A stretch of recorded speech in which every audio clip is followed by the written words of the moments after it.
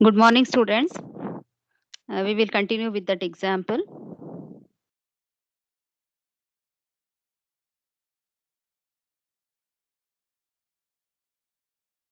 Okay, in the last class, we were discussing about the first and follow set.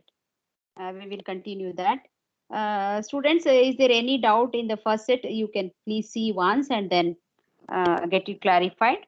If you don't have doubts, I will proceed with the follow set.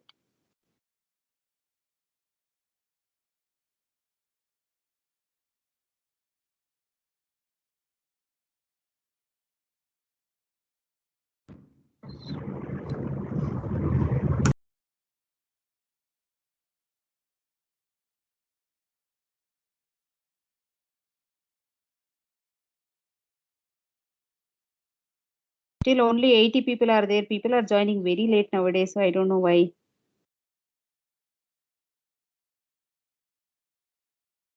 Okay, students, if you don't have any doubts, I will proceed with the follow set.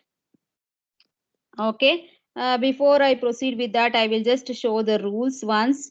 All of you just take 2 minutes and read the rules carefully, and then I will start solving the problem.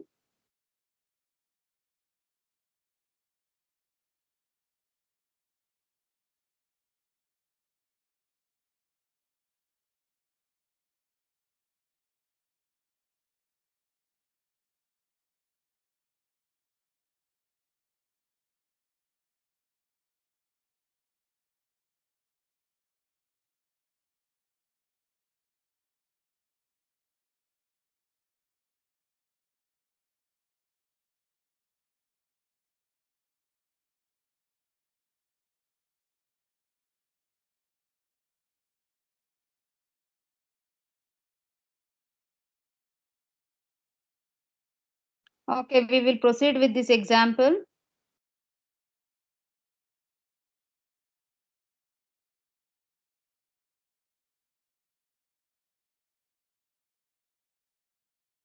Okay, what is the follow of yes? See, all of you should be interactive. If you are quiet, I will not know whether you are understanding or not. So please let me know whether you're following or not and keep answering. Okay, so you have read all the rules for the follow set. So what is supposed to be the follow of yes? Somebody answer, please.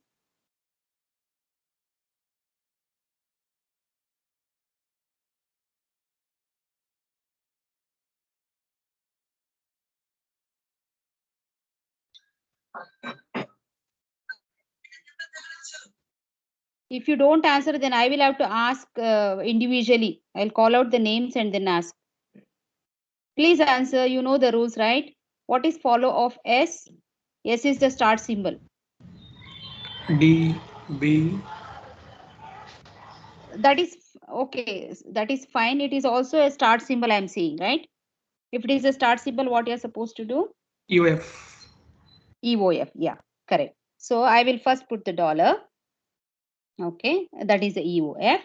Uh, and then, as you said, in the RHS, we have to search where all S is present in the RHS. We will see it is present over here. So after S, what is present? We have D. So therefore, it is small d. And then that's all in this rule. Coming to here, after S, we have B. Okay, so that we have to take. And coming over here, that is for the rule with C as LHS, you have follow of S, which is nothing but a non-terminal. Okay, in other two cases, we had terminal symbols, so we didn't have problem. Whenever you have non-terminal, what you are supposed to do, you have to take the first of that non-terminal. Okay, so first of D is what already we have computed, P and Q. P and Q. Okay, so we have done from here and from here. That's all the presence of S. Because S is the start symbol also, I took it as dollar. Otherwise, it is not essential. Okay, just if it is a start symbol, you are going to take it. And if it is an augmented grammar, then accordingly you are going to place it. So for follow of S is done now. Now let us take follow of A. So follow of A means you have to see in all the places where capital A is present. So follow of A is present over here. Therefore, follow of A is nothing but the first of B. So first of B, you see what all symbols are there. Copy everything first. A, B, P, Q, E, H.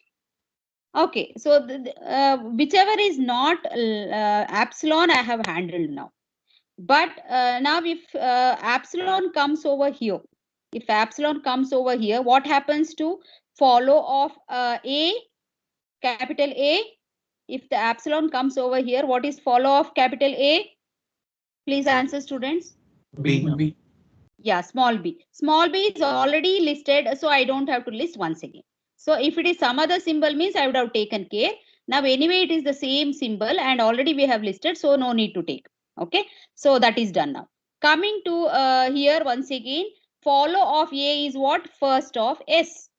First of S is what? Epsilon and A. A is already listed. Epsilon we have to take care now. So epsilon, if I put over S, then if I imagine epsilon over here, what happens? Follow of A is also follow of A is also small d. Small d is not yet listed. We are going to list now. Okay, so that is done. And that's all. A is present only in two places and we have taken care. So note that follow of A is first of B, and because this is epsilon, we have taken small b also. Similarly, here follow of A is nothing but first of S, and first of S contains A and epsilon. A is already listed, and if you imagine epsilon over here, you will get D. So that's how follow of A is computed. Now coming to follow of B. Yes, Ma'am, for follow of S, I guess you are missing F, ma'am. Like follow. for follow of S, like that's C gives SDF, no, ma'am. Yeah. So we have taken like S is followed by D. We have taken first of D. But if you make D epsilon, we should take F also, no, ma'am. No, that is not nullable. No, this is not nullable. If it was a nullable, you would have taken care. D is not nullable. No, if D Yes. is nullable only, you can take epsilon. Purposely, I have kept it so that this is also possible, isn't it? If D is nullable, if you are saying that, yes, it is correct. Now D is not nullable in this example, therefore we can't take F. Okay. Yeah. Yes, ma'am. Okay. So now let us compute follow of B. Follow of B is small b in the first rule. So small b, and then B is present over here. Follow of B is nothing but the first of D, which is P and Q. This is small b. Okay. That's all. Only in two places it is present, B here and B here in the last rule. That's it. So we are done with B. Coming to follow of C. Follow of C is what? First of D. So first of D is P and Q. Then follow of C. Okay, this is little important for you. See, after C, what do we have? We have epsilon. If nothing is there, we are going to imagine epsilon. So whenever epsilon comes after some non-terminal, what you have to do is you have to take the follow of the LHS symbol. Now, according to this, follow of C, capital C is epsilon. Because of that, follow of C should contain follow of B. So whatever is there in the follow of B, all that you are going to copy, and some symbols are already there. So we are going to just copy B. PQ is also required, but already it is there. So I am just copying B. So follow of C should contain follow of B because epsilon was there after that. So coming to the next possibility is follow of C, directly it is H. Because it is a terminal symbol, I don't have to do much. I have to just take H. Then that's all. C is present only in three places. We have taken care of all the three places. So follow of C is done. Now follow of D. So follow of D is what? Here we have epsilon. So follow of D should contain follow of S. So whatever is there in the follow of S, everything you take it because of that rule number 3. Okay. Now, so I have copied everything. So follow of D should contain follow of S, and where all it is present here, follow of capital D is also F. Follow of D, according to the last rule, follow of D should contain follow of D, which is nothing but itself. So we don't have much. That's it. So we have computed everything. Okay, students, I'll leave it for you for a minute. You can see whether everything you have got convinced or not. You check. So only whenever the epsilon is there in the first set, you should be little careful. You have to take care of that. And also one more rule is that whenever some non-terminal is followed by epsilon, then you have to take care of the follow of the LHS symbol. So these are the two critical rules. Ma'am, Yes. ma'am, the follow of C in Yes. the table, we get SBC, no, ma'am. There we get epsilon. Follow of C. Okay. Follow of C should contain follow of B, right? So follow of B is what? BPQ, isn't it? So that is already copied right here. That's what you're asking, right? Yes, ma'am. Okay, so I have taken care. So PQ was already there. It is a set, right? So you don't have to repeat it. So already PQ was there. I added B. So that is taken care. Yes. Yeah, please analyze whether everything has been taken care or not.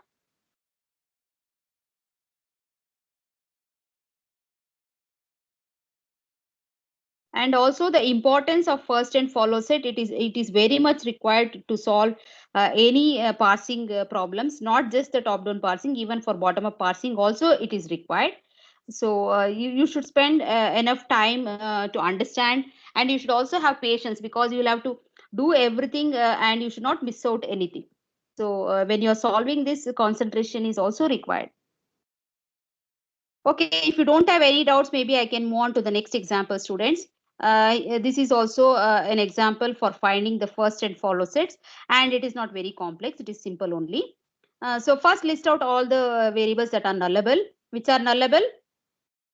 Is S nullable? You can see and tell. Is S nullable? No, ma'am. Okay. A is nullable? Yes. Yes, ma'am. Okay. B is nullable? Yes.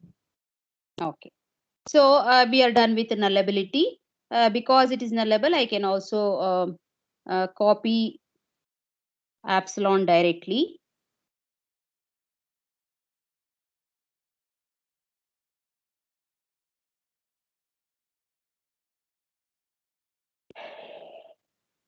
So epsilon will be there in both A and B. And also I have told you epsilon will never come in follow set. Okay, please don't write there. Okay, coming to the, anyway, this is not an augmented grammar. If you augment, then definitely that EOF, all that we have to consider. Okay, so find the first and follow set. We will start from S. First of S is what? First of A. Okay, first of A is what? Small a and epsilon. Okay, epsilon is already listed. Similarly, first of B is small b and then epsilon. Now, after finding the first of A and first of B, maybe now we can fill for first of S, which is nothing but A. Now, so I have filled A, small a is fine.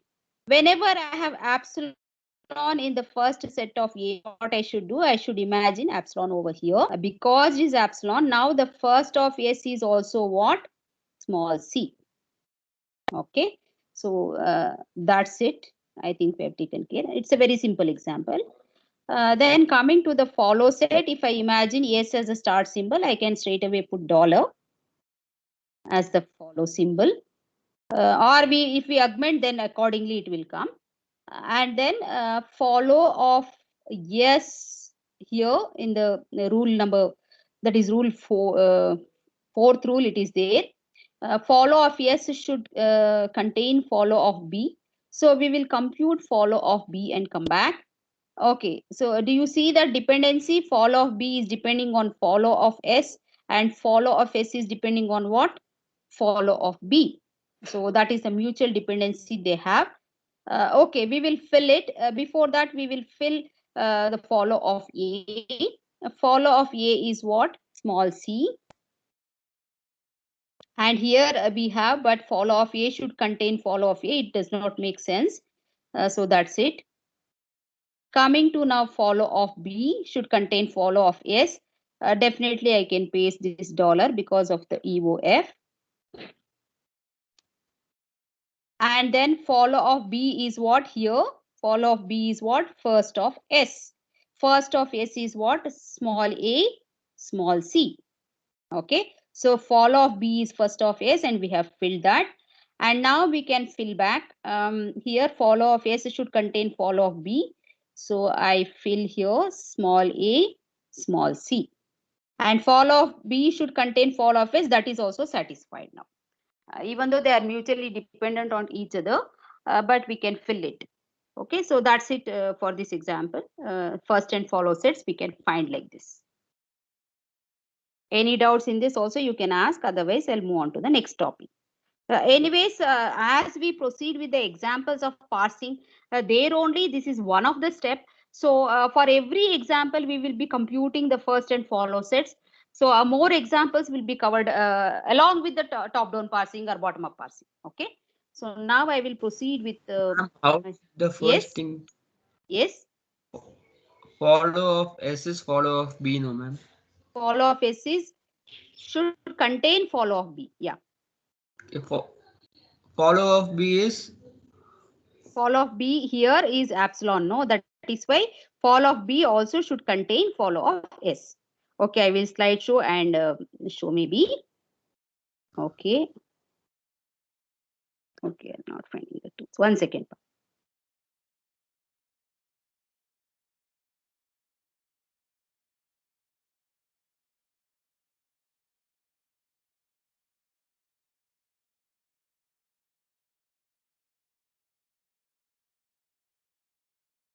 Okay, now you can ask your doubt. What is your doubt? I'll use the pointer and tell you. Okay, so now follow of B is what? Follow of B should contain follow of S according to this rule number 1. Okay, and similarly here we have what? Follow of B is first of S. Okay, and one more possibility is what? Follow of S should contain follow of B. All that have I taken care? You see. We have taken care, right? yes, ma'am. Okay. That is your doubt. Is that clarified? Yeah, ma'am. Like S depends on B and B depends on S. Yes, yes, yes. That mutual dependency is there. That's what I told. It is little complex, but there is a solution. No, we could solve it because of this. No, follow of B I could find easily the first of S, and already it is there. So I added, and already follow of S had something. So we found the union. Now the follow of B is found. Follow of B is found means then follow of S also can be found. Right? We can find it. That's it. Mutual dependency is there, but we could solve it. Okay. Yeah. Okay. So coming to the next topic is the first type of top-down parser. Here also we are going to use the first and follow sets. First, let us understand what is the meaning of this recursive descent parser. This particular parser is an example of, or it is a technique under top-down parsing. Means it starts from the root and it grows towards the leaves by applying the sequence of rules. Okay, the name is given as recursive descent parser. That is because for every non-terminal we are going to have recursive procedures. Okay, for every non-terminal we are going to write recursive procedures, and that's why it is known as recursive descent parser. And coming to how does it handle? Suppose you write the procedures just like that without taking care of whether the grammar is a good grammar or well defined, something like that. Otherwise, if you don't take care of that, recursive descent parser is not a good technique at all. What happens if you don't take care of that? It may backtrack or it may go into infinite loop. So that's why I had told you that for top-down parsing, left recursion removal is essential, and also left factoring is essential. Okay, so suppose we assume that all that is done already for our grammar, and now we are using a well-defined grammar. For that, if you try to write the recursive procedures, then it makes a very good implementation. Okay, so recursive descent parser we are going to implement in such a way that every non-terminal will have the recursive procedure, and we will be calling these procedures in the sequence based on your production rule. And also, to decide on how do we proceed, we will have to depend on the first and follow sets. So let us, I will straight away give the example, and then it will be clear for you. This is the grammar, and as you observe here, it does not have left recursion. We have already removed, and also left factoring is not essential at this stage. Therefore, it is a well-defined grammar. And also for this grammar, we have already found the first and follow sets also. The answer is ready. So now let us try to implement recursive descent parser for this grammar. And note that for this particular grammar, we have also augmented it. Okay, so that we know where we can stop our process. Okay, so these are the rules. Okay, now let us start with the main function. So in the main function, what we are going to do is we are going to handle this augmented grammar rule, that is goal gives expression dollar. So how do we do that then? We have the procedure like this. So what you are going to do is you are going to use some function called next word, where it will just read the symbol pointed by your pointer. So next word means what is the next word to be taken? What is the next token to be taken? So that's what it is going to read. And let us take it in word. And now first thing is what, see, according to this particular rule, what we are supposed to do is we are supposed to write a function for expression because it is a non-terminal, and we are going to call that particular procedure. Okay, I will take some more examples.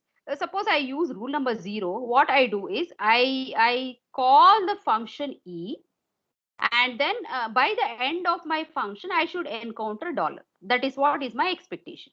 Okay, and coming to the next rule, say rule number 1. In the rule number 1, what is that we have in the RHS? Okay, we are going to call term, that is the t function first, and then inside that means by the time it returns, you have to call the expression bar function. That is how it is processed. Similarly, if I take rule number 2, what happens? I am expecting plus in the first position.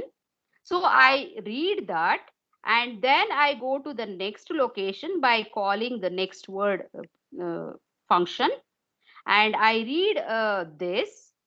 So once I encounter this, I am going to call the function say term, and then we are going to call the function say expression bar.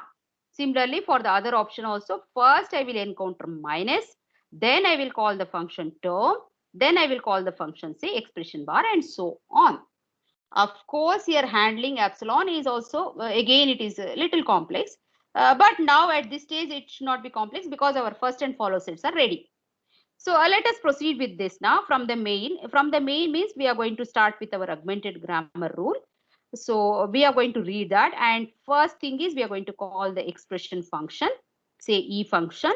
And if the word after the e function is called, what is that I am expecting? Because I have augmented, I am expecting EOF. Means once I finish this function, my next symbol should be what? Dollar symbol. So dollar is nothing but EOF. So if I encounter dollar, it means that my process is done completely. Means if you imagine when I am calling expression, it is going recursively here. Okay, expression, it goes here. So expression in turn, what it does, it calls a term followed by expression bar. So term means what it does, you should see, observe that what it is doing. In term, what it does, it calls factor and then followed by term bar. So once it calls factor, where it is going, it is recursively going here. And suppose you have parenthesis and expression inside, again it will call this expression, and so on. Okay, so it goes recursively like this. Means you can imagine the tree structure in the same way it works. Okay, so first you're going to start with the goal, and you're going to create two nodes, expression and dollar, and you are going to call expression. In turn, expression is called calling something else, and so on. So that's what is the actual procedure that is happening. So we encounter EOF means your passing is successful, means whatever it is supposed to do, it has done everything, and it has returned back, and now we are encountering the dollar symbol, so it is done. Your top down passing is successful then. Okay. Otherwise, what happens if you're not encountering dollar and something else you are encountering, then it is not there in your rule at all. Therefore, you will have to take it as fail. Okay, else you are going to call some routine, say failed, and you're going to report the error. So in the fail, what happens? You're going to report it is a syntax error, or the sentence whatever you have tried, maybe that is wrong. That's why it is not able to parse it. Okay, so it is an error. It will attempt to error recovery. That depends upon how we are going to implement, or you can print appropriate messages there. Okay, so that is about the main. Now we will go one by one for each function. For the expression, what do I have? I have this option, and this is the only option. If you go back to your grammar, this is the only option I have got, right? So in the expression function, what is it we are going to do? We are going to first call term, okay? And if that is called, and then after returning from term, what I am expecting is, means I should continue with what? I should continue with another procedure, say E prime. Expression bar is taken as E prime, so it will return E prime. Otherwise, see, after term I am expecting something else, or something else if I am encountering instead of term also, then it is fail actually. Means this is the only possibility I can have in my rule according to the grammar. Therefore, first thing is I am expecting the term, and when I encounter that, I run through, and then I will also call expression bar.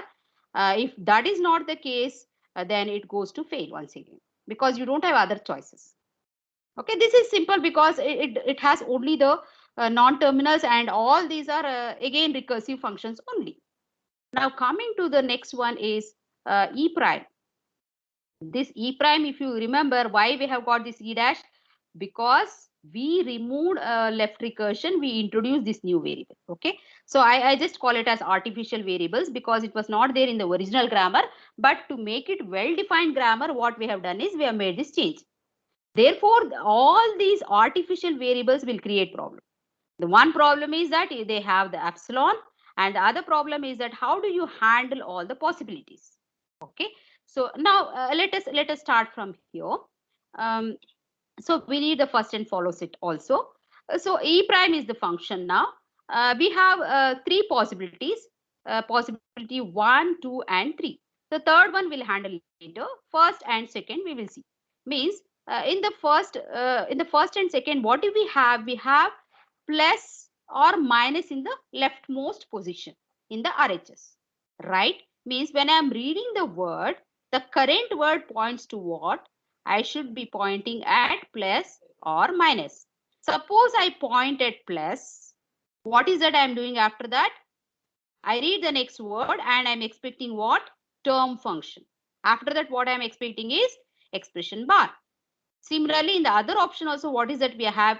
We have minus followed by term followed by expression bar. Means only the first symbols are different. Otherwise, my procedure remains same. Means I'm going to call term and then followed by expression bar. So what we can do is for both the cases, we can write together plus or minus. Then you read the next word, and then what is that you are doing? You call this function term, and then once you finish that, you are going to also call E prime. If that is not happening, then it is a fail case, because I am not expecting anything else. After plus, I am expecting only term. I am not expecting any other non-terminal there. Therefore, it goes to fail, and that's the end. So yes. Ma'am, is this hard-coded grammar only for the example which is Yes, shown yes, there? yes, very much true. Means you have to see your grammar. For that grammar only, you are writing the procedures.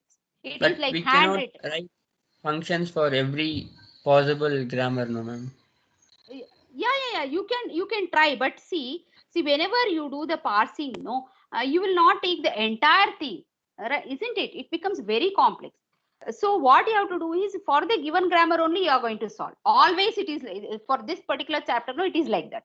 You are not going to do very generally. For the given grammar only you are going to try. Okay. Did I clarify that? So always how we are going to solve the problem is, when the grammar is given, for that only you are going to solve. Your tool can do that. Your tool can do that. But I have to define the grammar rules, and based on that only we will be writing the procedures. Okay. So for this grammar only we are writing. If you want to generalize, then it is nothing but a full-fledged tool you are going to develop, isn't it? Yeah. So we are done with the E prime with the first two options. First two options we have completed.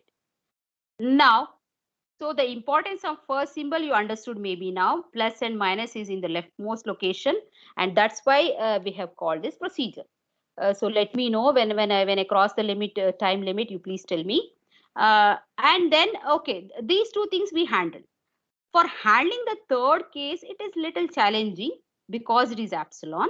So what you have to do is, if this is not the case, then you go to the else part, where what is that we are expecting? We have epsilon. Whenever you have epsilon,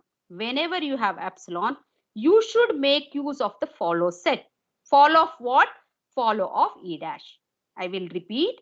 If it is not epsilon, you can directly write the procedure according to the procedure. You can just, according to the rule, you can write the procedure. If at all epsilon exists as one of the RHS, then you are going to use the follow set of expression, follow set of that particular LHS. So now we are dealing with the expression bar. So what is the follow set of expression bar? It is close parenthesis and EOF. So in my else part, we are trying to handle the epsilon portion, where we are reading the word which is nothing but close parenthesis, or it can be the EOF. This only we can expect. Anything other than this is treated as error. Okay. So this particular part is for epsilon production, and we are using the follow set, which is nothing but close parenthesis and EOF. Only these two symbols are expected. So what happens then? In the RHS, I don't have anything to be called, isn't it? Because it is just epsilon and it is a terminal symbol. So I don't have to do anything. What I'm supposed to do is just return true for it. It's like in your derivation, what you do is you will create one node and you will have the epsilon, and that becomes the leaf. That's it. So you don't have anything to call further. So that's why you're going to return true. Otherwise, if you're not getting any of these symbols, that is close parenthesis or EOF, then it should go to the failure case. Okay, so else fail. Any doubts with respect to this E prime? We have got three possibilities. First two possibilities have been handled here. The third possibility is epsilon, and therefore we had to use the follow set of expression bar, and that's how it is done. Okay, so coming to the next one, this is not challenging at all, because it's just one possibility is there. Term is equal to factor term bar. So if I am expecting the factor, then I am going to call that function, and then also I am going to call T prime. T prime is nothing but term dash. Okay, if I am not getting factor, then in the first position, then I am supposed to go to the failure case. So that's it. This is simple because I don't need much. It's only the recursive procedures we are going to call in the sequence. Okay, coming to this is again an artificial variable, because I created to make it well-defined grammar. Therefore, we will have to handle once again with our first and follow set. So term bar, what is that we have? These are the two options. That is, we have the star and the slash. So you can imagine slash here. And one more possibility is what? Epsilon. Okay, so first two possibilities are similar, like how we handled expression bar, no? Similar to that. So we begin with that. We will take the star, and you can imagine star and slash over here. Then you can read the next word. Next word we are expecting is what? Factor. Call that function because it is a non-terminal. And then you call term bar, that is T prime. If that is not the case, then you are going to call the failure procedure. That is the end. So for the first two RHS we have handled. For the third, RHS is epsilon. So whenever you encounter epsilon, what you should do is you should use the follow set of the LHS symbol. So follow set of the LHS symbol is what? Follow of term bar we are going to use. Therefore, we are going to take all these symbols, that is plus, minus, close parenthesis and EOF. That's why in the else part what we have is plus, minus, close parenthesis and EOF. So all these, any of these symbols I can encounter, and if I encounter these only, it will continue further. Okay, otherwise it cannot continue. So when it encounters this, what I am going to do is, it's just the epsilon. I don't have any non-terminal to do it. It is going to be a leaf. Therefore, return true. Okay. So once it is done, so it will verify all these cases. If none of these cases, then it has to go to the fail. So it happens like that. Coming to factor, factor is also easy to handle because we have all the symbols. We have all the symbols in the first position, which are terminal symbols. You don't have much challenge here, and we don't have epsilon. So what we are going to do is, for the factor procedure, what we are going to have is, there are three possibilities, right? One is that we are going to have the open parenthesis, and the other two are what? One is the name, and the other one is, that is ID. You can take num and ID. That's what we have, right? We have taken like that. So use the same thing, or if you change the name, it's fine. So let us start with this. As a first symbol, what we are going to encounter is this open parenthesis. So if the word is equal to open parenthesis, then what we are going to do is, we are going to call the next procedure. What is that? That is expression. If it is expression, fine. If it is not expression, what happens? Then you have to call the fail. Otherwise, because I am expecting expression only after this open parenthesis, the only expectation is that I am expecting the expression there. So if that expression is encountered, then we can call it recursively. Otherwise, what happens? You have to call the procedure fail. Okay. Once it is done, what you are going to do is, so if it is not expression, then only it will call the fail. Otherwise, it will continue. When it continues, what happens? After completing my expression, I'm expecting what? The close parenthesis. So that also need to be taken care. If it is not close parenthesis, then again the failure occurs. Okay. One thing is that after open parenthesis, I'm expecting expression, and after expression, I'm expecting the close parenthesis. So that's what we are checking here. If it does not reach our expectation, then it has to call the fail procedure. Otherwise, it works normally.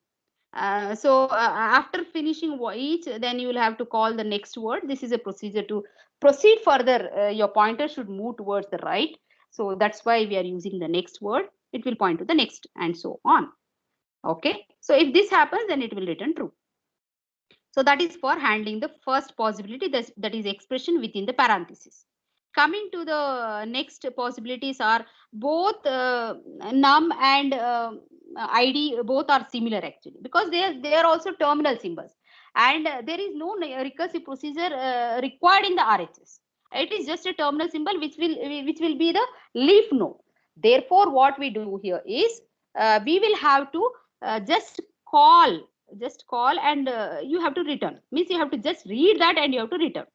So what is that we are expecting is, we are expecting whether word is equal to num or ID. Okay, if that is the case, then you can proceed further and return true. Otherwise, if we expect anything else in factor, okay, any other symbol in the factor, then it has to go to the failure case. Okay, so there are three possibilities. One is, in the first place, I'm expecting open parenthesis, and it goes like this by calling expression and then followed by parenthesis, close parenthesis. If that is not there, then it has to call the failure procedures whenever it is required. And the other possibilities are num and ID. So it is expecting either num or ID in the first position. And if so, then it can return true and it is successful. Means it will return back with the true. Remember that when I am returning true, where it goes, wherever you have called factor, it has to go there and then continue.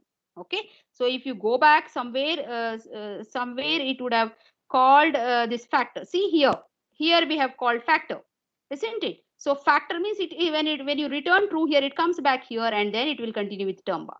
That's how it works. Okay, recursively it is called. So, so that is about the factor. Okay. So this is one example of the recursive descent parser. You can take any example and you will be trying out the recursive procedures, like how I gave one example similar to that. Usually in the recursive descent parser, you have to follow the steps, like first you have to see whether the grammar is a proper grammar or not. You augment it. If it is having left recursion, remove the left recursion, and if required, left factoring also can be done, and then you can proceed with the rewritten grammar. Now it is well defined. Before you proceed with the writing of procedures, you have to find the first and follow sets, the usual method. Okay, here already I took an example where we have already computed first and follow set. So you will have to compute the first and follow set by taking care of everything, nullable, all the cases you have to take care. And after finding the first and follow set, then you are going to write the procedures. So the number of procedures will definitely depend on the number of non-terminals. So in the main, what you're going to do is you're going to only handle the augmented grammar rule. That is the first rule, rule number 0. All other rules will be handled by calling the procedures one by one. Okay, means that is why I am telling you, whenever you augment the grammar, what you have to do is goal is equal to some start symbol dollar only I am using. Why I am using that start symbol? So that I start from there. Okay, I should not give any other non-terminal. If I give any other non-terminal, then the starting symbol of the given grammar it will lose. Okay, that's why this augmented grammar rule is important, and also it marks the end of your parsing. So that's why it is required. So it initiates from there, it invokes from there, and it starts from the start symbol, and then it goes on. So based on your RHS rules, it will have to try, and then the procedures will follow that. So the sequence of calling the procedures are very important. If you miss out, then the returning may go wrong, or maybe if you forget to return true, maybe it will go to infinite loop. All that can happen.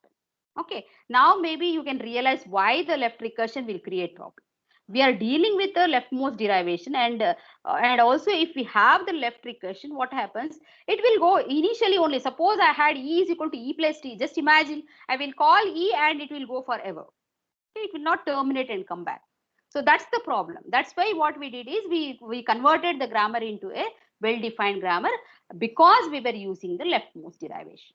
Similarly, if I take t is equal to t star f, same situation will come. So t I am going to call when it is going to stop. We don't know, isn't it? So that's why we change the grammar and then we use it. So that is the reason behind it. I think I have explained all the steps properly for this particular example. So any example, it is similar only. Only the thing is you will have the different non-terminals, number of non-terminals may be different, first and follow set may be different. That's it. The procedure is going to be the same, and you don't have to explain what is there in the next word and all. It's okay. So many times we just use and we just write the meaning of it. So next word is what? It is used to scan the next symbol. That's it. So that is the end of this particular topic. I have successfully completed the first parsing technique, that is the recursive descent parser. The next technique would be LL of 1. Okay, I will just tell what is this LL of 1 and I will stop. Okay, so LL of 1 is what?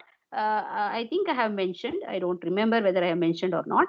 The first L is required for what? To see that it is going, the scanning or the reading process is from left to right. Okay, left to right. And the second L stands for what? The leftmost derivation. Leftmost derivation. And then this 1 in the bracket means how many look ahead symbols you are going to use. So LL of 1 means we are reading our input from left to right. We are using the leftmost derivation for our process, and then we are having one look ahead character. Okay, means I look ahead one symbol. Even though I am pointing to the current symbol, but I also take care of what is there in the next symbol. Okay, so that is what is LL of 1. And coming to why it is known as table driven top down parser, that is because we create the table for this particular parsing technique. Unlike our recursive descent parser, where we write the recursive procedures for every non-terminal, but for LL of 1, what we do is we follow all the steps. Only thing is that we create a table. Okay, we create a table, say LL of 1 parsing table, and using this table, we are going to parse our string. We are going to parse our sentence. So based on the table, once you construct the table, your work is done. It's very easy later to apply your rules. So whatever difficulties you are facing while deriving using the leftmost derivation or rightmost derivation, that problem is solved now, because I know very well what rule I am going to apply when my current symbol is something and when my next symbol is something. So I know what rule to apply. So that is what has to be tabulated in the table form. Okay. So that is about LL1, and as usual we use the leftmost derivation and we always pass from left to right. Okay, so this I am going to take up in the next class only, I think, because already it's time. I don't want to start. Okay, yeah, we'll continue in the next class. Any doubts still here, students? You can ask me.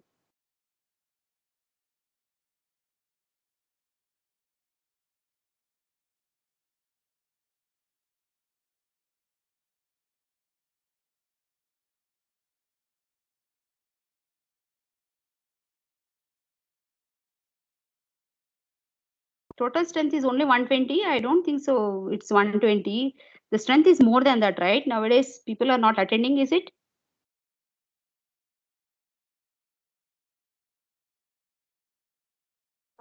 Just a gentle reminder, students.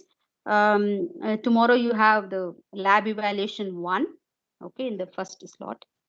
Then we have the regular class in the 4th slot. And I think some people had a query regarding the lab installation of Lex and Yak. If at all you are not finding Lex or Yak, you can use Flex or Bison in place of it. And also, I think few had query regarding the environment also. If you don't have Ubuntu is actually made for these particular tools. But if at all you don't have, maybe you can try using the WSL or any virtual system. If that also doesn't work, then it is also possible to do it in Windows. We will allow, because it's difficult for you people to partition and then install Ubuntu, and also maybe your system becomes slow. So keeping that in mind, maybe we will allow you people to use in Windows. You can search in the net whatever procedure to install. Based on your configuration and setup in your system, maybe you can install. Okay. And I think now Flex only is available. Maybe you can try with Flex itself. Even for Windows, Flex is available. I have shared few links. Maybe you can go through it. Also have shared one video. That is a YouTube link I have given. Maybe you can go through it. You can install. Okay. So after the lab evaluation 1, that is on tomorrow, we will continue with the introduction to Lex. So I will give some introduction to that. And then after describing that, maybe you can install, or if you are ready with the installation, you can straight away go with the running of programs. So I will show 1 or 2 programs demo, then you can continue. Okay, students, any clarifications required, maybe we can discuss in the next one. Okay, students, thank you. I don't think so you have any doubts. For getting more problems in first and follow set, you create your own grammar and try out. That's best way of learning. Okay, just create your own grammar and then try out finding the first and follow set. That will be the best option. Yes, Priyadarshan, you have any doubts? You unmuted. No, ma'am, that was my mistake. Okay, fine, no problem. Ma'am, Q1, when are we planning to have? Okay, I will announce the evaluation pattern. Q1, yeah, we have actually 3 quizzes, quiz 1, quiz 2, and quiz 3. We will let you know, maybe tomorrow. By tomorrow, I will let you know. Definitely, we will announce 1 week before, or at least 4-5 days before. Okay, we will plan and announce. Okay, just remind me in the next class. Okay, ma'am. Ma'am, Yeah. Thank you. is lab evaluation in Teams or through AIMS? No, it will be in Teams only, not AEMS. Okay. And ma'am, in lab evaluation, we have like one we can use our own language and one the other one is C. Both languages we have to learn, correct? Yes, you have to learn both. Yes. Okay. Okay. Yeah. So as much as possible, you use your system packages only, because if you depend on online, no, you know the difficulty, right? That's why I'm telling. If it is in the system, it's better.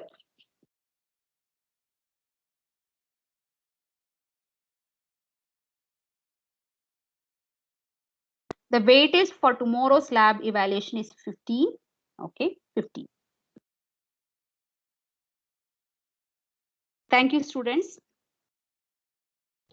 Thank you, ma'am.